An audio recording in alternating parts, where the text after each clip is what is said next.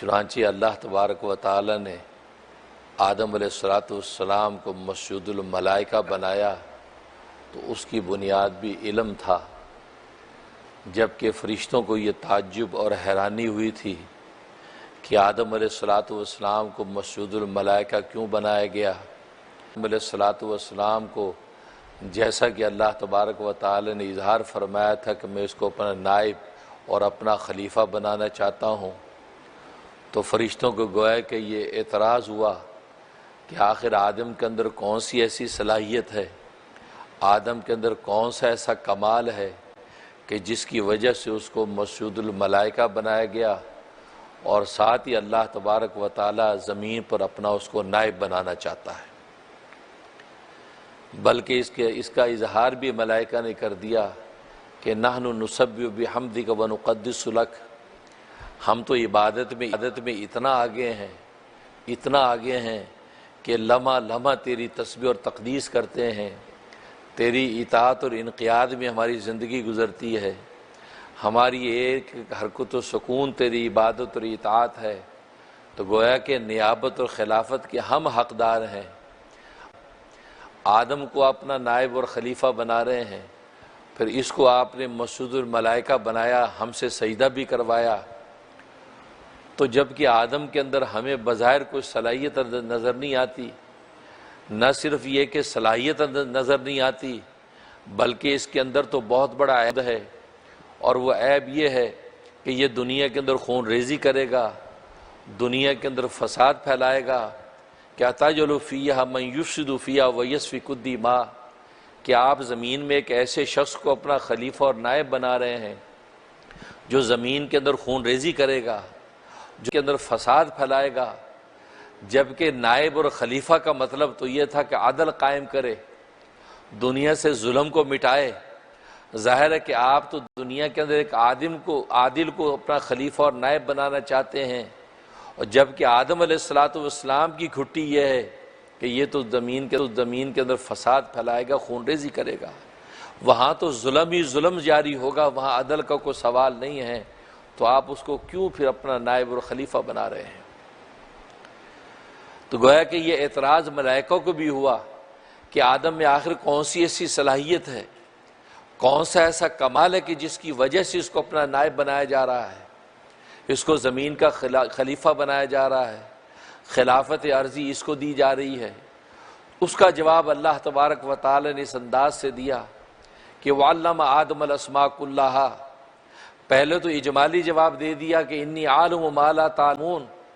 انسان کے اندر، اس آدم کے اندر جو کمال ہے، جو اس کے اندر خوبی ہے، اس کا مجھے پتہ ہے، تمہیں پتہ نہیں ہے، میں اس کا خالق ہوں، میں نے اس کو تخلیق کیا ہے، مجھے پتہ ہے کہ اس کے اندر کیا خوبی اور کیا خامی ہے، تمہیں اس کی خبر نہیں ہے۔ اور پھر اللہ تبارک عملی جواب دیا، اجمالی جواب دینے کے بعد تفصیلی جواب دیا، اور وہ یہ کہ آدم علیہ السلام کا ملائکہ کے ساتھ مناظرہ کروا دیا کہ ٹھیک ہے، اگر تمہیں اپنی عبادت پر ناز ہے تو پھر آدم علیہ السلام کو بھی میں سامنے لاتا ہوں، تم دونوں آ جاؤ، میں سوال کروں گا، جس نے جواب دے دیا تو معلوم ہوا کہ وہ نیابت کا مستحق ہوگا۔ چنانچہ جب اللہ تبارک و تعالی نے سوال کیا اور ان چیزوں کے نام، وہ جو سبق پڑھانا تھا وہ اللہ نے آدم کو بھی پڑھا دیا اور ملائکہ کو بھی پڑھا دیا، جب دونوں کو سبق پڑھا دیا کہ جس کا امتحان ہونا تھا، اب آدم علیہ السلام سے بھی امتحان لیا جا رہا ہے، ملائکہ سے بھی امتحان لیا جا رہا ہے۔ جب ملائکہ سے اللہ تبارک و تعالی نے سوال کیا اور ان چیزوں کے نام پوچھے کہ جو چیزوں کے نام یاد کروا رکھے تھے، جو بتلائے تھے، تو فرشتے اس کا جواب نہیں دے سکے، وہ ان چیزوں کی حقیقت ہی نہیں سمجھے، جواب کیا دیتے۔ لیکن آدم علیہ السلام سے جیسے ہی اللہ تبارک و تعالی نے سوال کیا، تو جیسے کہ حدیث میں آتا ہے، خود قرآن کریم میں بھی اس کی تفصیل موجود ہے کہ آدم علیہ السلام نے ہر چیز کے نام بتا دیے، ایک ایک سوال کا جواب دے دیا۔ اس پر ملائکہ حیران ہو گئے اور وہ مان گئے، کہا کہ سبحانک لا علم لنا الا ما علمتنا، اے اللہ تیری ذات واقعی پاک ہے، کسی کو تیرے بتائے ہوئے علم کے بغیر علم نہیں ہو سکتا، ہمیں جو آپ نے ہمیں بتایا، لیکن واقعی آپ علیم و حکیم ہیں کہ آدم علیہ الصلوۃ والسلام کے اندر واقعی علم کی ایسی استعداد اور صلاحیت موجود ہے کہ جس کی وجہ سے اس نے ایک ایک سوال کا جواب فر دے دیا ہے۔ تو معلوم ہوا کہ فضیلت جو انسان کی ہے اس کا مدار علم پر ہے، اور علم کی استعداد اللہ تبارک و تعالی نے خود بنی آدم کے اندر رکھی۔ اس علم کی استعداد کی وجہ سے انسان ساری کائنات کا مخدوم نظر آتا ہے، اور پھر ایسی علم کی استعداد رکھی ہے کہ انسان کے اندر حواس خمسہ ظاہرہ رکھے ہیں، ان میں سے ہر ایک کو ذریعہ علم بنا دیا۔ آنکھوں کو بنا دیا، کانوں کو ذریعہ علم بنا دیا، زبان کو ذریعہ علم بنا دیا، ناک کو ذریعہ علم بنا دیا، ہاتھ پیر کے چھونے کو ذریعہ علم بنا دیا۔ گویا کہ یہ 5 ذرائع ایسے ہیں، 5 ذریعوں میں سے کسی بھی ذریعے سے انسان علم حاصل کرتا ہے۔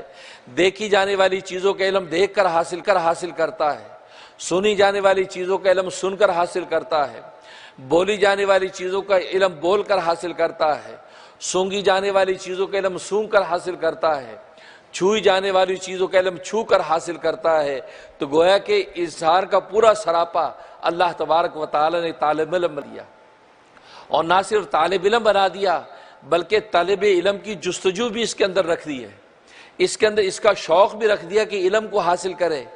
نئی سے نئی انفارمیشن حاصل کرے، نئی سے نئی خبر اس کو پتہ ہونی چاہیے۔ یہی وجہ کہ انسان صبح اٹھتے ہی